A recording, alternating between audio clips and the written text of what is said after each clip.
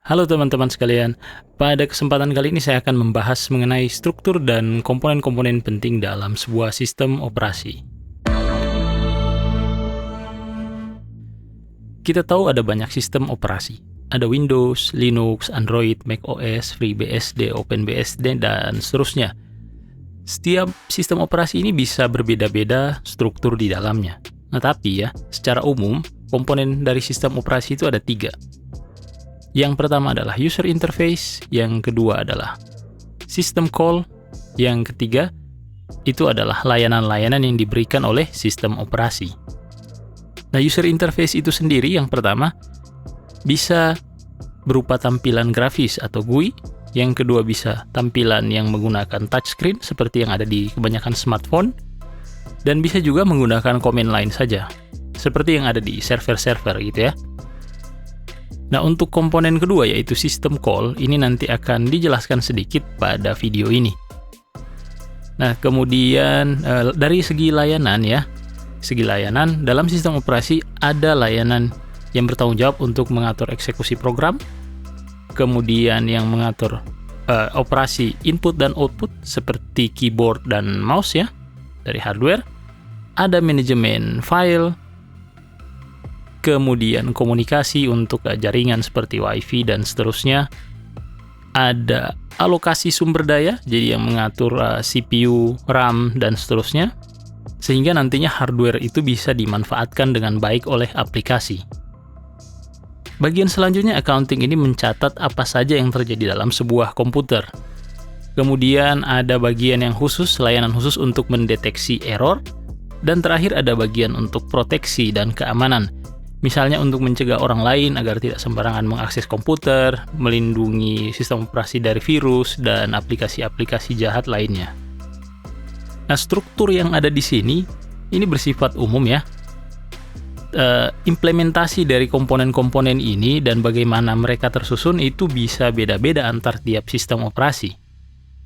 Sebagai contoh, ini struktur untuk sistem operasi Linux.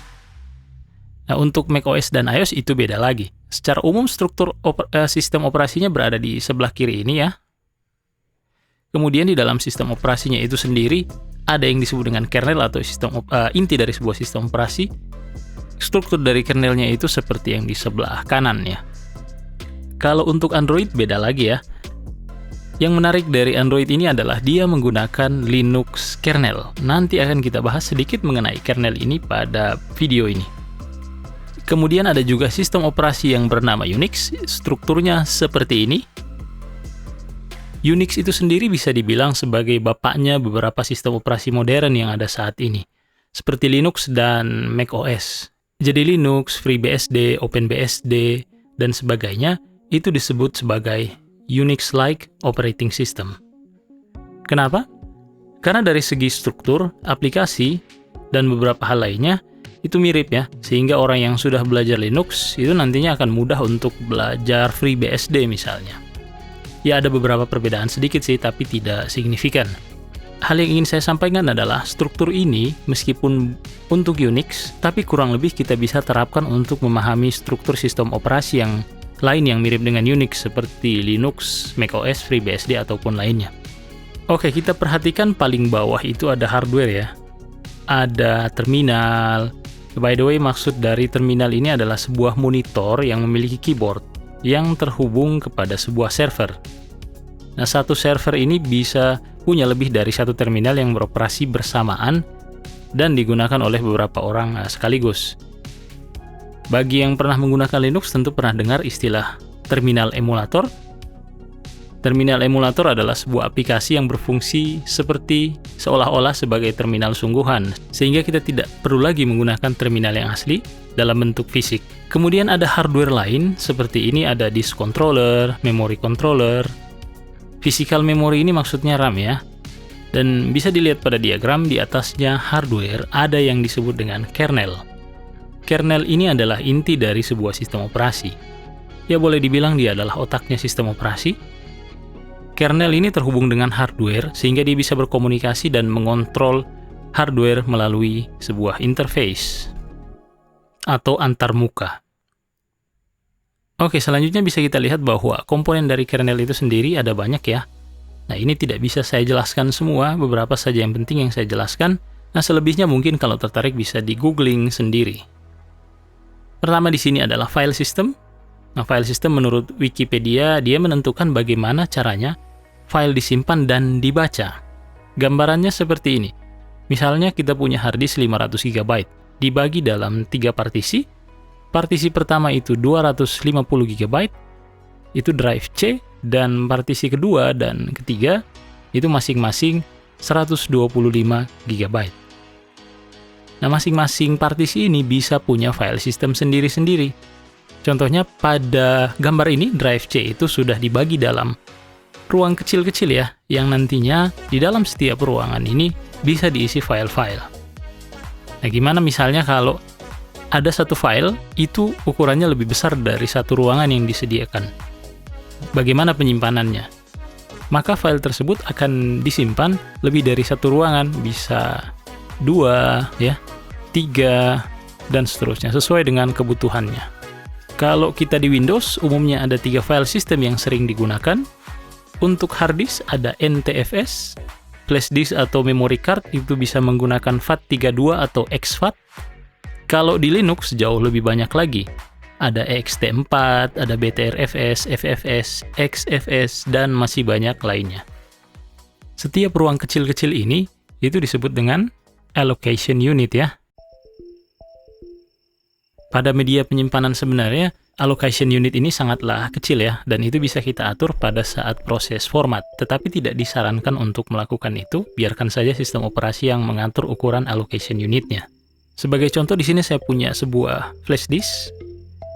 Ini kalau saya klik kanan kemudian klik format, maka kita bisa melihat pilihannya ada 2 untuk file system, pertama NTFS dan yang kedua exFAT. Nah, untuk flash disk kita gunakan exFAT, kalau hard disk kita gunakan NTFS. Ini yang saya sampaikan tadi mengenai allocation unit atau ukuran terkecil dari sebuah media penyimpanan. Biasanya pilih saja default allocation size, nanti sistem operasi yang akan memilihkan ukuran yang tepat untuk flash disk atau media penyimpanan kita. Tapi di sini bisa kita memilih ya. Jadi ada ukuran terkecilnya adalah 4 KB, kemudian terbesarnya ini 32 KB. Misalnya saya sudah memilih ukuran allocation unit sebesar 32 KB. Maka ukuran setiap unit penyimpanan terkecil ini adalah 32 KB. Bagaimana kalau saya menyimpan file ukurannya 16 KB atau setengahnya? Maka file tersebut akan menggunakan setengah saja dari kapasitas allocation unit. Ya. Nah, terus gimana dengan sisa setengahnya ya? Terbuang percuma gitu ya. Bagaimana kalau ada file dengan ukuran 65 KB? Maka dia akan menggunakan 3 allocation unit, 3 tempat ya. 32 KB pertama, 32 KB kedua, sehingga ini 64. Dan yang terakhir 1 KB itu akan disimpan di yang ketiga sini ya. Dan mayoritas penyimpanannya yang ketiga ini tidak akan digunakan. Oke, kira-kira seperti itu penjelasan mengenai allocation unit. Tentu saja pada kondisi sebenarnya allocation unit ini kita lihat tadi sangat-sangat kecil ya, paling kecil 4 KB, paling besar 32 KB. Sehingga untuk hard disk ukuran 250 GB, maka akan ada sangat banyak sekali allocation unit, tidak seperti di gambar ini cuma sekedar memudahkan saja, makanya saya bikin besar-besar ya gambarnya. Ya, pembahasan mengenai file system sudah selesai, kita kembali ke gambar ini. Di sini kita lihat ada komponen selanjutnya yaitu CPU scheduling atau penjadwalan.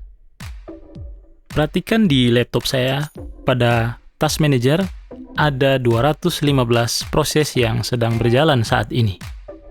Jumlah core CPU saya itu cuma ada 4, 1, 2, 3, dan 4. Nah, ini gimana caranya 4 core CPU menjalankan 215 proses secara bersamaan? Nah, jawabannya ada di penjadwalan tadi. Jadi kernel itu punya sebuah komponen penjadwalan yang akan mengatur mana proses yang bisa jalan di CPU saat ini. Nah, proses-proses lainnya itu akan menunggu dalam sebuah antrian sampai jadwal proses sebelumnya selesai. Jadi intinya setiap proses itu akan berjalan di CPU secara bergantian. Dan setiap proses diberikan alokasi waktu tertentu untuk berjalan. penentuan mana proses yang berjalan, kemudian berapa lama dia bisa menggunakan CPU tersebut, itu ditentukan melalui sebuah algoritma penjadwalan ya. Tetapi kita tidak bahas lebih dalam di sini. Jika teman-teman tertarik mengenai algoritma penjadwalan proses, itu bisa melakukan searching di Google dengan kata kunci algoritma penjadwalan proses atau algoritma penjadwalan CPU. Maka akan banyak contoh algoritma yang ditemukan ya. Contohnya di sini ada round robin, FCFS, SJF, dan seterusnya. Oke, kita kembali ke gambar tadi. Komponen selanjutnya adalah virtual memory. Sekarang misalnya begini. Anggaplah laptop kita itu memorinya 4 GB ya. Dan saat ini sudah ada 3 aplikasi yang berjalan, masing-masing menggunakan memori 1 GB. Aplikasi 1, 2, dan 3. Dan yang tersisa adalah 1 GB saja. Apa yang terjadi ketika misalnya kita buka satu aplikasi lagi dan dia ingin menggunakan memori 2 GB? Sedangkan yang tersisa adalah 1 GB. Otomatis ini tidak akan cukup ya. Nah, apa yang akan dilakukan oleh sistem operasi? Sistem operasi dalam hal ini kernel akan mengidentifikasi proses yang sedang tidak aktif. Katakanlah aplikasi 3 ini tidak aktif ya. Maka aplikasi 3 ini akan dipindahkan ke dalam virtual memory. Virtual memory ini adalah sebuah ruangan khusus yang sudah dialokasikan ke dalam hard disk atau SSD dan besarnya itu bervariasi tergantung dari konfigurasi sistem. Tapi nanti akan disesuaikan oleh sistem operasi berdasarkan ukuran RAM yang kita miliki. Nah, pada contoh di sini, aplikasi ketiga itu sudah dipindahkan ke dalam virtual memory di hard disk, sehingga nantinya RAM-nya nanti ada free 2 GB, dan aplikasi keempat itu bisa jalan. Nah, kalau di Windows, virtual memory ini bisa juga disebut dengan nama page file ya, page file. Kalau di Linux, dia disebutnya dengan swap file. Nah, untuk melihatnya di Windows, kita bisa tekan tombol Windows plus R, kemudian ketikkan sysdm.cpl, tekan Enter, maka akan muncul tampilan System Properties. Kita buka tab Advanced, klik Settings yang ada di bagian Performance ini, kemudian klik Advanced lagi, tab Advanced, dan di sini ada bagian mengenai virtual memory. Kita klik Change ya. Nah, di sini bisa dilihat bahwa total virtual memory atau page file untuk semua drive saya itu ada 5 GB ya. Ada 5 GB. Direkomendasikan sebenarnya 3 GB, tetapi Windows sudah mengaturnya menjadi 5 GB. Dan virtual memory saya itu ada di drive C dan di drive E, dan ukuran keduanya diatur atau di-manage oleh sistem. Ini bisa kita atur sendiri dengan cara mengklik custom size, dan kita bisa inputkan ukurannya. Yang pertama ini adalah initial size atau ukuran awalnya. Jadi Windows pada awalnya akan menggunakan ukuran awalnya, dan jika dibutuhkan dia bisa berkembang ya ukurannya sampai pada ukuran maksimum ini. Saya klik cancel biar tidak ada yang berubah. Nah, ini tidak disarankan untuk dirubah ya. Biarkan saja diatur oleh sistem operasi. Baik, itu penjelasan mengenai virtual memory. Kita kembali ke gambar ini. Salah satu komponen lagi adalah drivers ya. Ini adalah terminal driver, disk and tape driver. Ada juga driver-driver lainnya tapi tidak dimunculkan di sini. Nah, di atasnya kernel ini berjalanlah aplikasi. Contohnya ada shells dan commands, compiler, interpreter, serta system library. Ada satu bagian di sini, yaitu system call interface to the kernel. System call ini adalah fasilitas yang disediakan oleh kernel atau sistem operasi kepada aplikasi agar bisa melakukan fungsi-fungsi tertentu. Pada website ini, tutorialspoint.com, ada beberapa contoh system call, baik untuk Unix atau Linux dan Windows. Ya, jadi ini untuk Unix dan Linux ya. Ada access, chhadir, chmod, chown, kill, dan seterusnya. Kemudian untuk Windows. Untuk Windows ada create process, exit process, create file itu untuk membuat file ya. Nah, yang ada di sini hanya sebagian dari sistem call yang ada, jadi hanya contoh saja. Kita ambil contoh create file untuk membuat file baru. Jadi di Windows Explorer ketika misalnya saya klik kanan, kemudian saya pilih New, misalnya New Text Document, maka Explorer akan meminta nama filenya dulu, misalnya coba ya, coba.txt. Setelah saya input nama filenya, saya tekan Enter. Nah, yang terjadi di belakang layar adalah dia akan memanggil system call yang tadi ya, create file ini ya, create file akan dipanggil ke sistem operasi, sehingga muncullah file yang ini. Ya, terus contoh programnya bagaimana? Nah, untuk mendemonstrasikan itu, kali ini ya, kita coba gunakan Linux ya. Ini adalah Kubuntu versi 20.10. Di sini saya sudah membuat sebuah program sederhana yang akan menulis ke dalam file menggunakan system call. Jadi di sini ada 3 system call. Yang pertama adalah ini open, yang kedua adalah write, dan yang ketiga adalah close. Open ini akan meminta kernel untuk membukakan sebuah file ya. Di sini opsinya adalah ocreate, artinya untuk ocreate file tersebut akan dibuatkan yang baru gitu ya. RDEWR artinya kita meminta akses untuk membaca dan menulis. Dan yang terakhir ini ada 644, ini untuk mengeset hak akses dari filenya tersebut. Setelah filenya dibuka oleh kernel, maka dia akan memberikan sebuah angka khusus ya, angka khusus, dan angka ini disimpan ke dalam variabel file ini. Angka ini disebut dengan file descriptor ya. Nah, angka ini menunjuk ke file yang terbuka tadi. Kira-kira seperti itu penjelasannya. Kemudian untuk sistem call yang kedua, yang write ini, kita memberikan file descriptor tadi, yang ini argumen pertamanya. Kemudian kita memberikan argumen kedua, yaitu teks yang ingin kita tulis ya. Ini yang ingin kita tulis ke dalam file tersebut. Dan yang terakhir adalah panjang dari teks tersebut. Ini ada 74 karakter, sehingga di sini kita berikan panjangnya 74. Setelah file tersebut ditulis melalui sistem call write, maka kita tidak butuh lagi file tersebut ya, sehingga file tersebut kita minta untuk ditutup menggunakan sistem call close. Jadi setiap file yang dibuka kalau sudah tidak dibutuhkan itu harus ditutup. Selanjutnya mari kita coba kompilasi dan kita jalankan file ini ya. Seperti kemarin caranya adalah gcc, nama filenya apa, test.c, kemudian outputnya apa. Di Linux kita tidak perlu ekstensi ya, jadi tidak ada .exe, langsung saja nama filenya. Kemudian untuk menjalankan seperti ini, /exe. Test. Iya, tidak ada output dari aplikasi ini, tetapi kita lihat tadi filenya sudah ada, langsung muncul ya. Ini filenya, file baru .txt. Kalau kita coba buka, ini hasilnya ya. Halo, saya adalah file yang dibuat melalui sistem call, open, dan write. Ya, kesimpulannya adalah banyak hal yang kita lakukan di dalam komputer itu di belakang layar, ujung-ujungnya akan masuk ke dalam sistem call yang diteruskan ke dalam kernel. Dan oleh kernel akan diteruskan ke hardware yang bersangkutan, sehingga data kita itu bisa tersimpan atau foto yang kita upload itu bisa terkirim ke servernya di sosial media misalnya, dan masih banyak lagi contoh lainnya. Nah, kita sudah membahas mengenai kernel, tapi sampai sekarang belum melihat seperti apa wujudnya. Sebagai inti dari sistem operasi, tentu saja tidak ada tampilan dari kernel ya. Tapi kalau kita menggunakan Linux, maka kita bisa sedikit utak-atik kernel yang kita gunakan. Ini karena Linux memiliki lisensi open source, sehingga coding dari kernelnya bisa bebas di-download dan dimodifikasi oleh siapapun.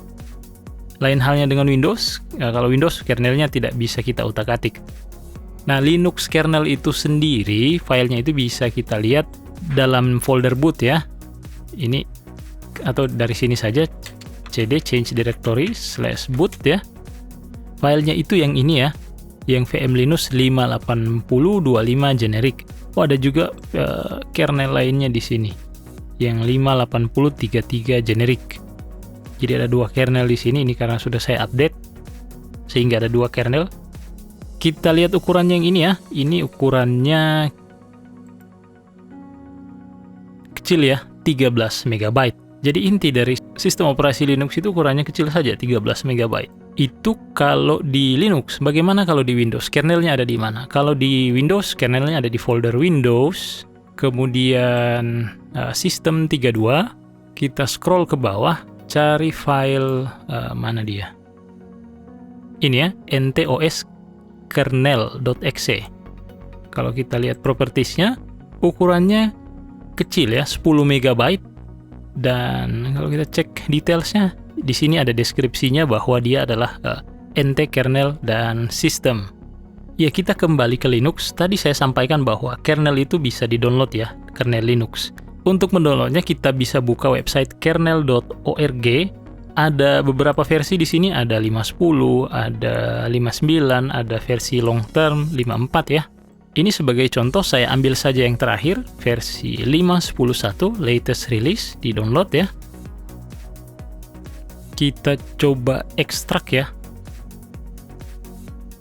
Sudah selesai diekstrak. Kita lihat isinya. Di sini kita lihat ada banyak sekali folder ya. Ada Arch, Block, Search, dan seterusnya. Di sini ada folder driver. Tentu saja ini isinya adalah coding dari driver hardware yang ada di Linux. Ada untuk Bluetooth, kita lihat di sini. Kalau kita scroll ke bawah, ada untuk alat input ya. Ini folder input. Kita buka folder input. Di sini bisa dilihat ada coding untuk JoyDev, untuk joystick. Kemudian untuk keyboard, ada juga coding untuk keyboard ya. Terus ada untuk mouse ya. Ada banyak juga isinya. Kita ambil contoh, buka satu saja ini ya. psmousebase.c. Isinya seperti ini. Ini ada banyak sekali ya. Menggunakan bahasa C ya. Ini ada berapa baris? Ada 2000 baris ya. Ini hanya satu file di dalam folder mouse. Masih banyak lagi lainnya. Ya, kita kembali ke sini. Di dalam sini ada folder fs, ini untuk file system yang sudah kita bahas sebelumnya. Jadi di sini ada macam-macam file system, ada AFFS, AFS, AutoFS, dan banyak lagi lainnya. Yang sudah saya bahas tadi ini, exFAT ya, untuk membaca file sistemnya Windows, exFAT dan FAT. Kemudian X4 ini sendiri untuk Linux ya. Untuk NTFS harusnya ada juga di sini. NTFS mana? Ini untuk NTFS ya. Ini coding untuk membaca file system NTFS di Linux. Sehingga Linux itu bisa membaca partisi Windows. Seperti yang kita lihat, seluruh coding dari tadi yang kita lihat itu ada dalam bahasa C ya.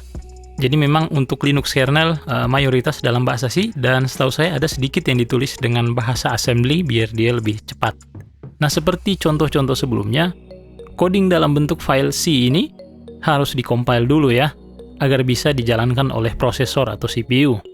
Nah, kernel ini kalau kita compile ya, itu nanti akan menghasilkan file tadi yang sudah saya sampaikan di sini ya.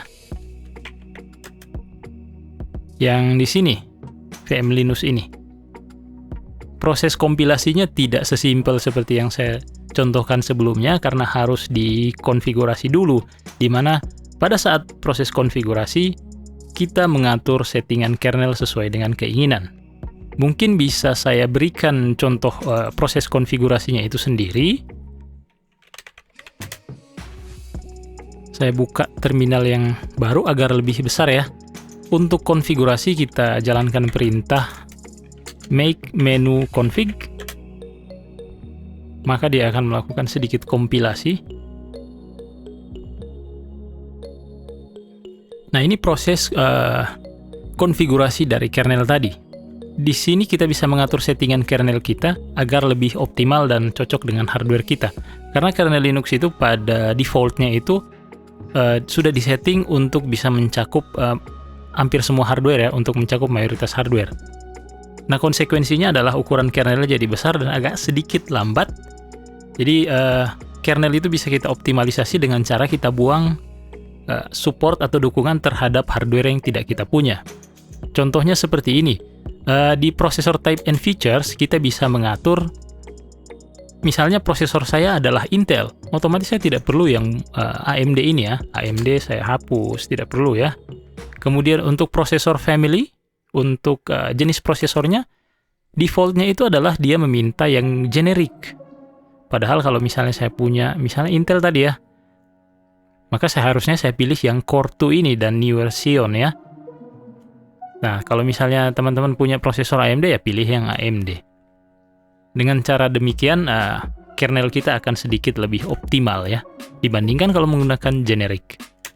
Tapi proses kompilasi seperti ini lumayan rawan ya. Kalau misalnya kita salah, bisa-bisa Linux kita akan error, tidak bisa booting, dan seterusnya ya. Jadi harus hati-hati memang. Jadi tidak disarankan sih untuk melakukan kompilasi kernel sendiri, gunakan saja apa yang sudah ada dari distribusi Linux-nya. Kalau kita exit kemudian, nah di sini ada untuk driver ya, device driver misalnya. Jadi untuk hal-hal tertentu yang kita tidak butuhkan, kita bisa jawab dengan no ya. Sebagai contoh di sini untuk parallel port ya. Parallel port ini untuk komputer yang modern biasanya tidak ada. Jadi bisa dihapus ya. Ditekan tombol N, maka M-nya itu akan hilang. M itu artinya modul ya. Jadi kernelnya ini nanti tidak akan mengcompile support terhadap parallel port. Ya kira-kira seperti itu contoh konfigurasi kernel. Kalau sudah selesai, tinggal tekan save. Oke. Kemudian exit lagi. Untuk kompilasi perintahnya adalah make ya. Maka dia akan melakukan kompilasi. Ini bisa lama ya, tergantung kecepatan prosesor kita. Kadang setengah jam selesai, bisa 1 jam selesai. Kalau komputernya cepat bisa dalam 10 menit barangkali, 20 menit ya. Ada banyak faktor ya. Oh ini ada error ya. Error, oh iya, ada harusnya satu package yang harus saya install. Tapi ini tidak saya bahas lebih mendalam ya. Jika tertarik bisa searching tutorial di internet mengenai kompilasi kernel ya. Karena prosedurnya lumayan kompleks dan kita harus benar-benar tahu hardware kita untuk melakukan optimasi tadi. Nanti videonya akan tambah panjang kalau saya jelaskan di sini. Satu lagi, di Linux kita bisa melihat output dari kernel, karena kernel itu terutama pada saat proses booting, dia akan mengeluarkan pesan-pesan ya, mengenai hardware apa yang dia temukan, kemudian konfigurasinya apa saja. Untuk melihatnya kita bisa menggunakan perintah dmask. Seperti ini tulisannya, tapi ini harus dijalankan sebagai root ya. Kalau saya jalankan sebagai user biasa, ini tidak bisa. Operation not permitted, sehingga harus gunakan sudo. Kalau diminta password, maka masukkan passwordnya. Tapi ini saya tidak diminta password karena sudah dimasukkan sebelumnya. Kita scroll ke atas, ini outputnya panjang sekali. Scroll ke atas.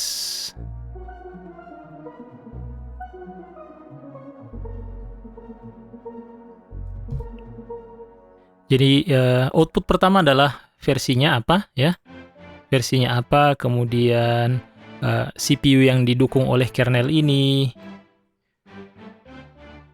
kemudian ini konfigurasi memorinya dan banyak lagi output mengenai hardware-nya. Contohnya di sini terjadi pendeteksian hardware melalui USB ya. Ditemukan sebuah alat USB, kemudian di sini ditemukan sebuah hard disk ya, hard disk 20 GB. Kebetulan saya menggunakan VirtualBox ya. Hard disknya dideteksi sebagai VBox hard disk. Ya, setelah kita membahas kernel, kita kembali lagi ke gambar ini. Bisa kita lihat bahwa di atasnya kernel berjalanlah shell dan perintah-perintah Linux ya. Nah, shell itu sendiri berjalan di atas terminal.